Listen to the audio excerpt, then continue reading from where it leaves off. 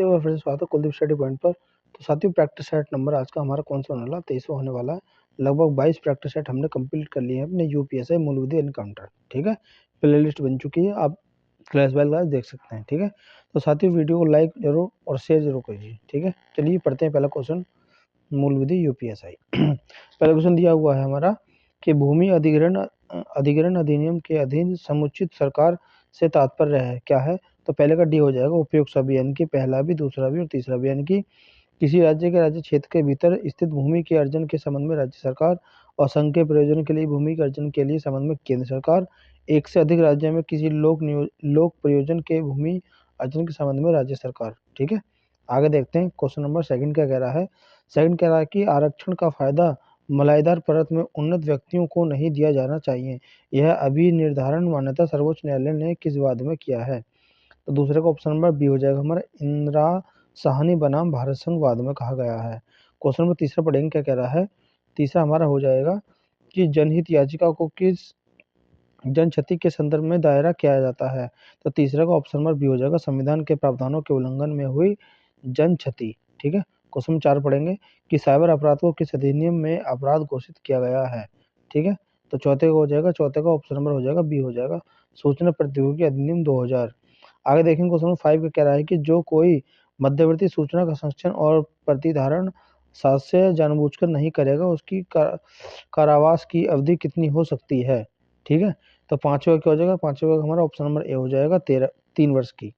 Question number 6 पढ़ेंगे, 6 का कह रहा है, 6 हो जाएगा हमारा कि सूचना प्रौद्योगिकी अधिनियम 2000 के अनुसार साइबर अपीली अधिनियम के समक्ष अपीलार्थी अभ्यर्थी कर सकता है।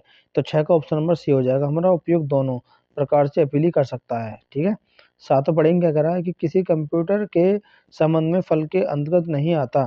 ठीक है, तो सातवें क्या हो जाएगा, सातवें का हमारा ऑप्शन नंबर ए हो जाएगा, क्या हो जाएगा अभिगमन हो जाएगा।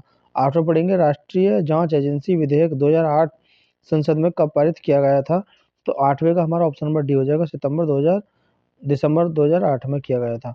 तो क्वेश्चन नंबर 9 पढ़ेंगे, 9 का कह रहा है, 9 कह रहा है राष्ट्रीय सुरक्षा अधिनियम ने गिरफ्तारी के नियम के लिए सलाहकारी समिति का गठन कौन करेगा। तो 9 का ऑप्शन नंबर सी हो जाएगा ए और बी दोनों। ठीक है, राज्य और केंद्र दोनों।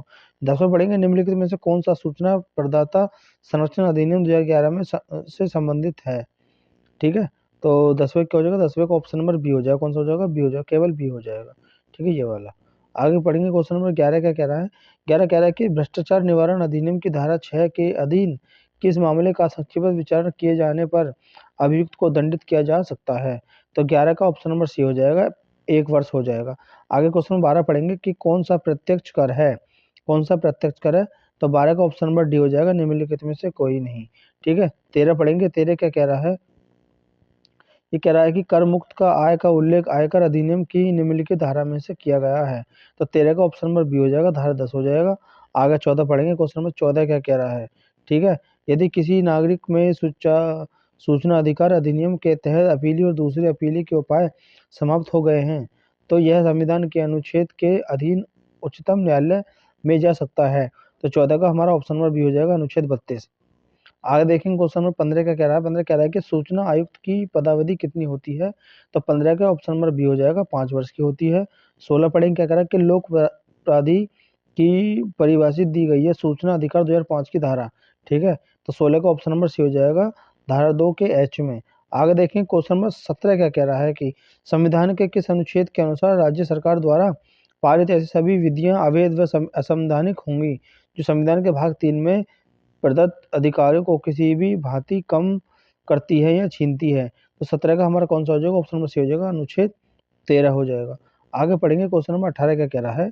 18 कह रहा है कि राष्ट्रीय मानव अधिकार आयोग अपनी जांच रिपोर्ट की एक प्रति अपनी सिफारिशों सहित संबंध सरकार को या प्राधिकारी को भेजेगा, जिस पर टीका टिप्पणी करके कितने दिन में भीतर समस्त सरकार या प्राधिकारी रिपोर्ट आयोग को वापस कर देगा।